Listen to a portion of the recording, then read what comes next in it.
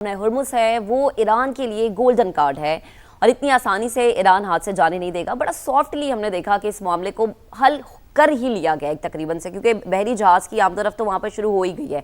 अगली चीज़ है जौहरी हथियार बनाने का जो मामला है उसको तर्क कर देना। डू यू रियली थिंक अबसार साहब के ईरान इस दफ़ा इस पॉइंट पे मान जाएगा आसानी से, या मज़ीद कोई शर्त सामने रखी जा सकती है?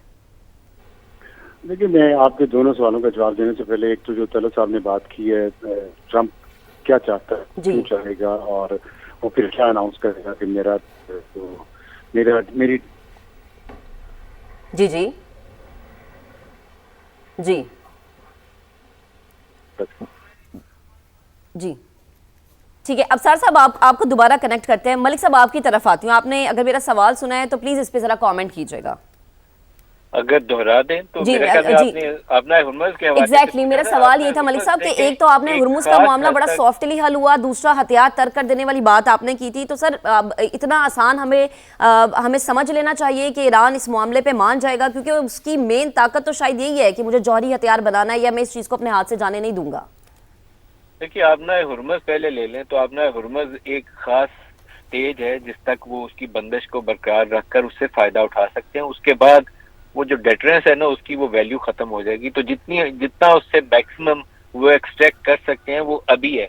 ये 15-20 रोज के बाद उसकी वो अफादियत नहीं रहेगी, क्योंकि दुनिया इतना अरसा उस चीज को मानेगी नहीं।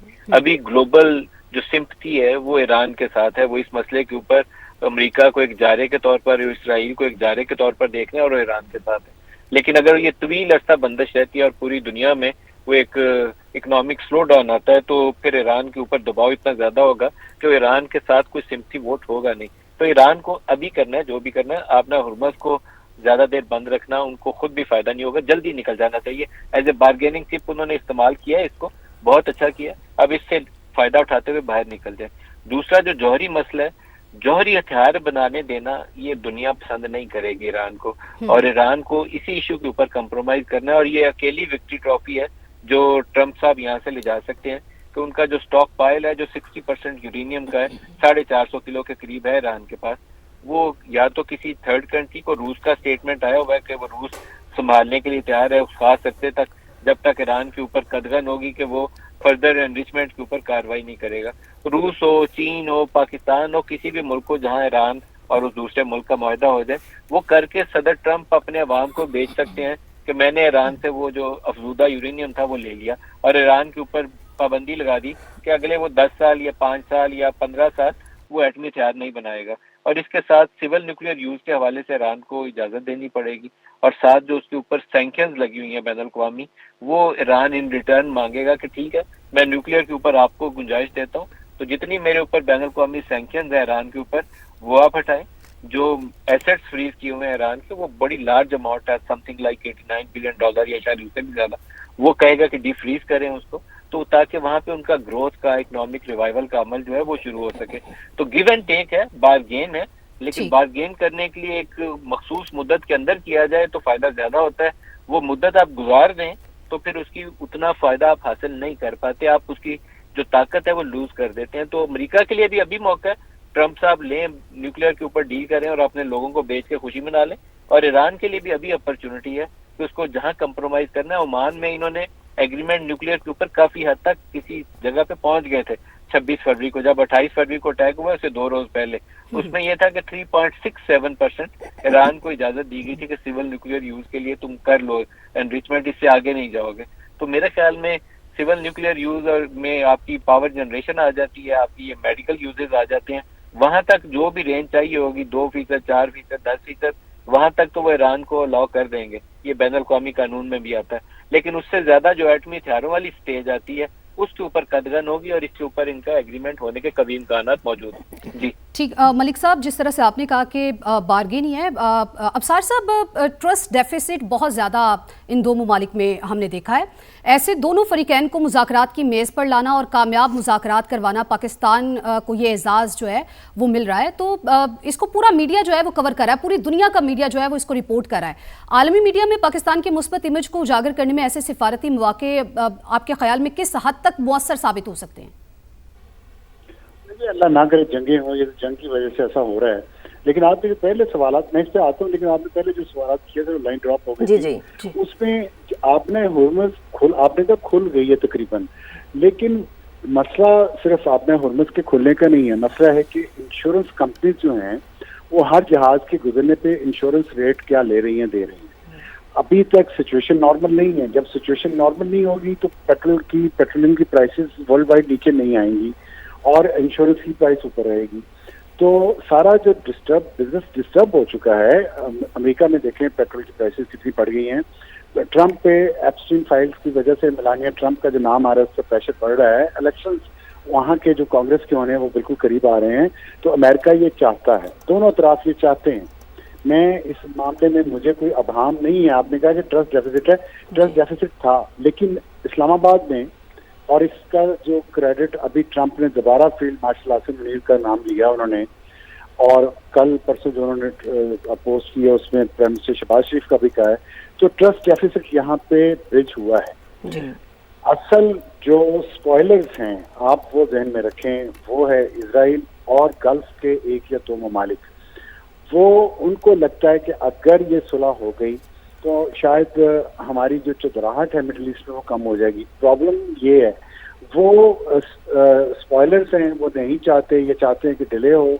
वरना अगर आप याद हो कि जब यहाँ पे जेडी वैंस गए हैं वापस, और जो सुबह उसकी अगली सुबह जो प्रेसिडेंट ट्रंप ने दो ट्रुथ सोशल पे दो पोस्ट की हैं, एक बड़ी सख्त थी, दूसरी में उन्होंने बड़ी तारीफ की थी नाम लेके ईरान की क़यादत की, बाकिर कालिबाफ की, बास अराक्ची की, और वो जो हिम्मती हैं, और बल्कि IRGC की जो कमांडर है उनकी भी।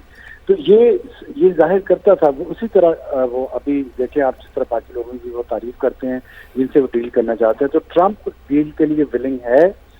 ट्रस्ट डेफिसिट की ट्रस्ट अगर किसी को नहीं है तो वो ईरान को नहीं है, क्योंकि 2 दफा ईरान इस मामले में आके फंसा है। और भी जो ओमान की एग्जांपल दी है नदीम मलिक ने, आपको याद होगा कि ओमान के जो वजीर खारजा थे वो मुज़ाकरात करवा रहे थे दोनों ममालिक के दरमियान, और वो जब छुट्टी आई थी बीच में, मुज़ाकरात खत्म नहीं हुए थे, छुट्टी आई थी, और वो फौरन ओमान से वाशिंगटन DC पहुंचे।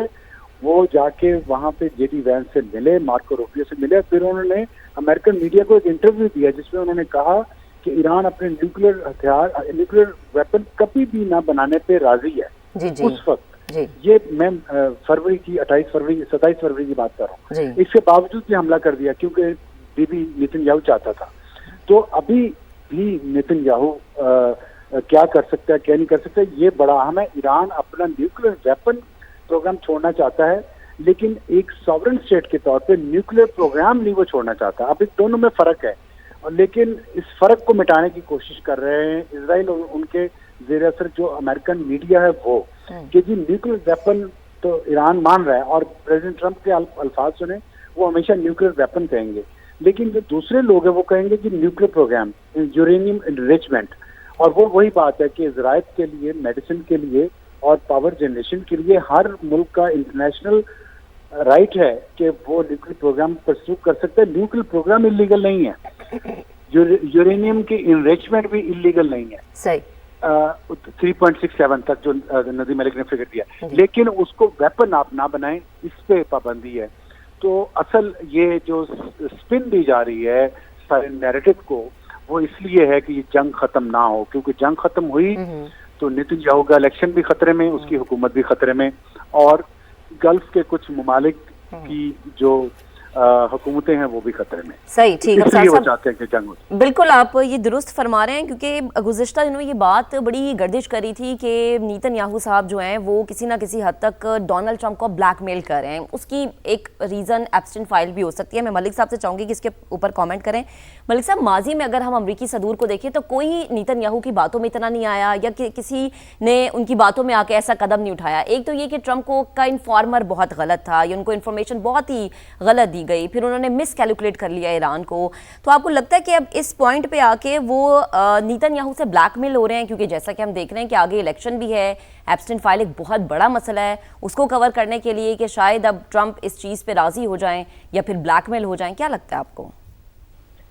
कि जितने अमरीकी सुदूर को हमने अपनी ये रिपोर्टिंग कैरियर में देखा है, इनसे ज्यादा शायद गैर संजीदा शख्स किसी को मैंने देखा नहीं। पहले बुश जूनियर के मुतालिक मेरी राय थी कि शायद उनका वो जो कैलिबर है वो इतना ज्यादा नहीं है, अमरीकी सदर बन गया, लेकिन अब इनको देख के मुझे लगता है कि सबको ये पीछे छोड़ गए। अब इतनी बड़ी जो ताकत है दुनिया की, उसके प्रेसिडेंट साहब कभी वो खुद को, जिस तरह की तस्वीर उन्होंने कल शाया की, वो देख के अफसोस होता है कि क्या यही उनका अंदाज रह गया। और जो कुछ उनके कमेंट आते हैं और जो एप्स्टीन फाइल के अंदर जो उनका रूप नजर आता है, उससे देख के तो मुझे अफसोस होता है कि अमरीकी जो वोटर्स हैं उन्होंने किस शख्स का इंतखाब किया। बहरहाल ये उनकी चॉइस है कि वो किसका इंतखाब करते हैं।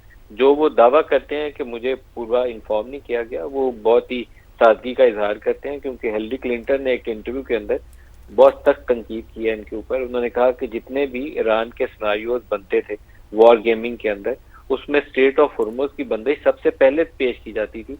इसीलिए अमेरिका ईरान के ऊपर कभी हमले की तरफ जाता नहीं था, कभी कायल नहीं था होता। जो भी इसराइली वजीर आजम आके हमें या नेतन्याहू आके कायल करता था, 20 सालों से तो वो लगा हुआ है अमेरिका को कायल करने के, ये वेपन बनाने वाला है, फौरन 10 दिनों में वेपन बनाने वाला, हमला कर दो। जो अभी तक वेपन के करीब नहीं है उसका प्रोग्राम, तो वो हिलरी क्लिंटन ने उसको खुल के मुकम्मल तौर पर उसको डिसमिस किया है, ट्रंप के इस क्लेम को, कि मुझे पता ही नहीं था कि ये तो हॉर्मुज भी बंद हो सकती है। इसी तरीके से टोनी ब्लिंकन जो बाइडेन के साथ उनके फॉरेन मिनिस्टर थे, उन्होंने सख्त तनकीद की है कि ये ऑफ रैंप अब मांग रहा है ट्रंप, तो ये लेने क्या गया था, इनके एंड गोल्स क्या थे, ऑब्जेक्टिव्स क्या थे, ये तो बताएं पहले।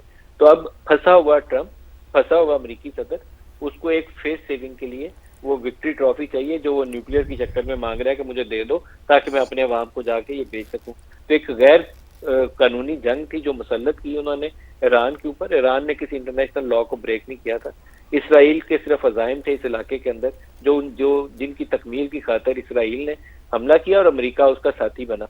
और इस ख्याल में कि हम तो बहुत ताकत है, 3-4 रोज के अंदर तबाही फेरेंगे, सारी इनकी टॉप टियर की लीडरशिप को मारेंगे और हम फतह का ऐलान करके वापस निकल आएंगे। और ईरान के लिए सिर्फ एक इम्तिहान था कि उसने सर्वाइव करना था, उसने अमेरिका को जाके फतह नहीं करना था। तो उसने उस 40 रोज सर्वाइव करके साबित कर दिया कि वो वर्ल्ड पावर के सामने खड़ा हो सकता है, जिसके वो बहरी बेड़ों का बहुत उनको जोम था, अपनी एयर पावर का बड़ा जोम था। तो वो मैरीन्स भी लाकर, एयर ट्रूपर्स भी लाकर, 3 बहरी बेड़े भी लाकर, ना तो वो स्टेट ऑफ हॉर्मुज खुलवा सके, खाग आइलैंड कहते थे हम अंदर घुस जाएंगे, ना उसके अंदर घुस सके। घुसना मुमकिन है उनके लिए, लेकिन लाशें उठाए बगैर अंदर घुसना मुमकिन नहीं है। इसीलिए वो अंदर गए नहीं कि बहुत नापसंदीदा हो जाएगा, अमेरिकी अवाम इसको कबूल नहीं करेगी।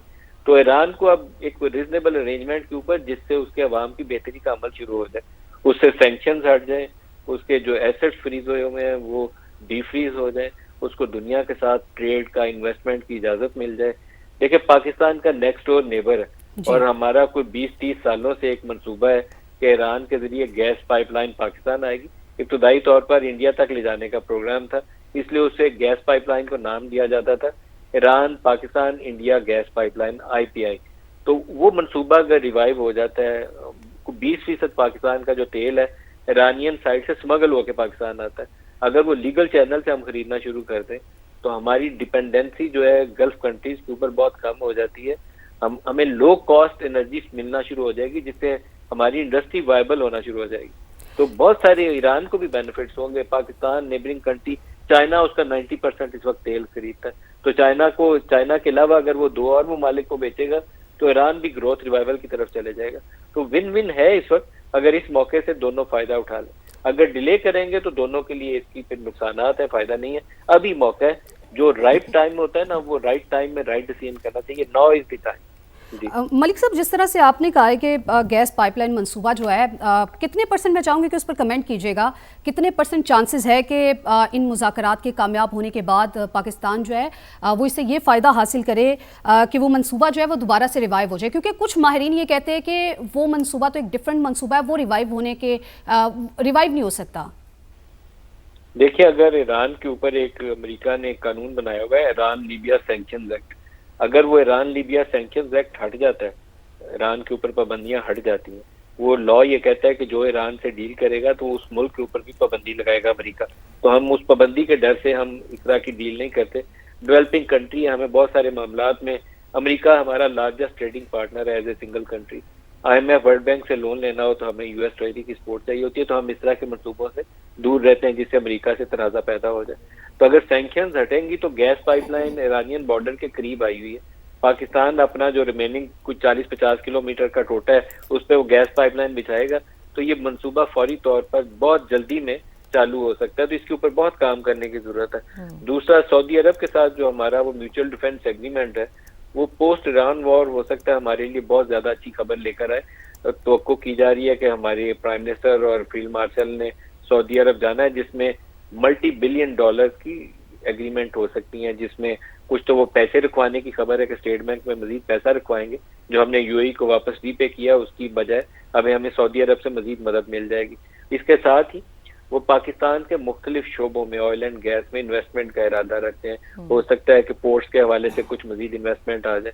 इसी तरीके से ऑयल हम जो सऊदी अरब से लेते हैं वो हमें डेफर्ड पेमेंट पे तेल आज खरीद लेते हैं, अदायगी उसकी साल बाद करते हैं, तो उसकी अमाउंट है अभी कोई $1 अरब के करीब। काफी हद तक इम्कान है कि उसमें काफी गुना इजाफा हो सकता है। तो ये 3-4 बड़े इवेंट्स हो सकते हैं। अगर ईरान का अच्छा एग्रीमेंट हो जाए तो ईरान वाली साइड से हमें सस्ती गैस और पेट्रोल मिलना शुरू हो जाएगा, और अगर ये बाकी मामला हमारे सऊदी अरब से अच्छे से आगे चलते हैं तो सऊदी अरब वाली साइड से कुछ इन्वेस्टमेंट की उम्मीद बन सकती है। तो अच्छे मामलात हैं, अल्लाह ताला करे कि बेहतरी से सारा कुछ आगे चले इंशाल्लाह। अफसार साहब, आपकी तरफ आते हैं।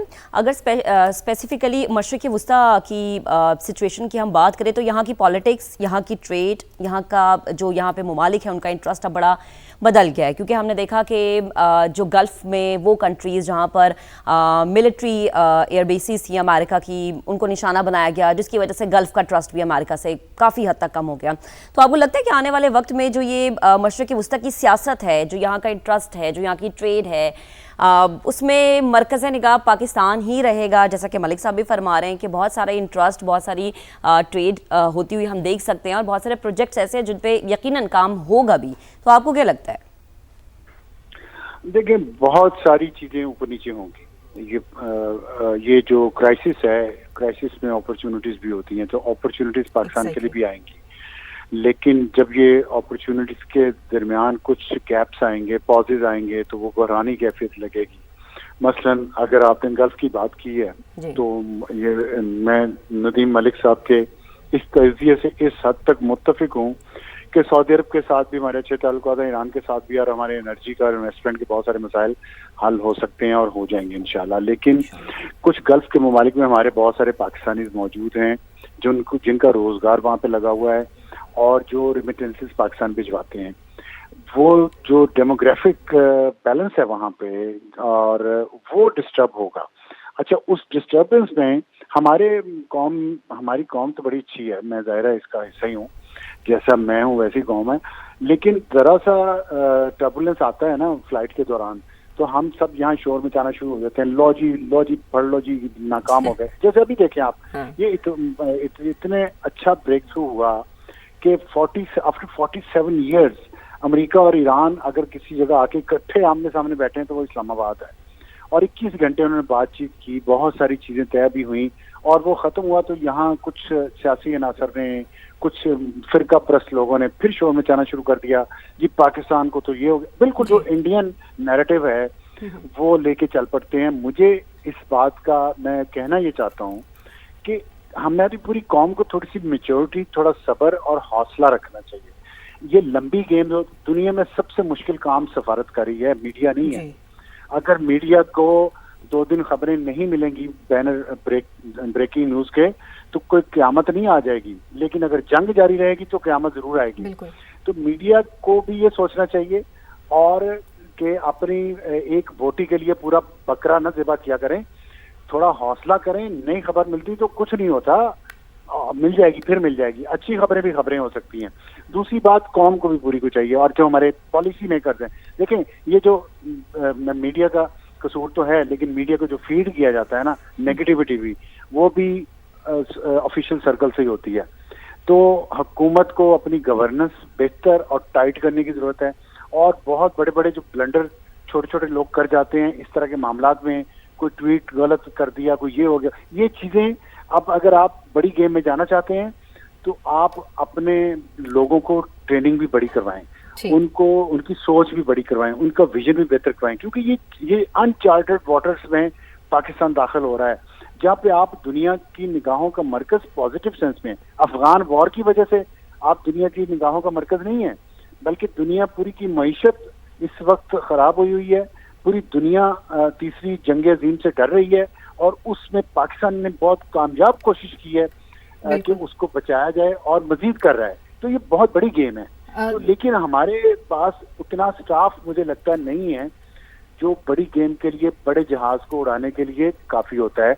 उस पे हमें थोड़ा सा अपनी जो HR की क्वालिटी है हायर लेवल पे, सेकंड टियर लेवल पे, उसको बेहतर करने की जरूरत है। इस तरफ भी फोकस करना चाहिए और थोड़ा सा ये भी बताना चाहिए कि हौसला ये चीजें बिल्कुल बदल जाएंगी।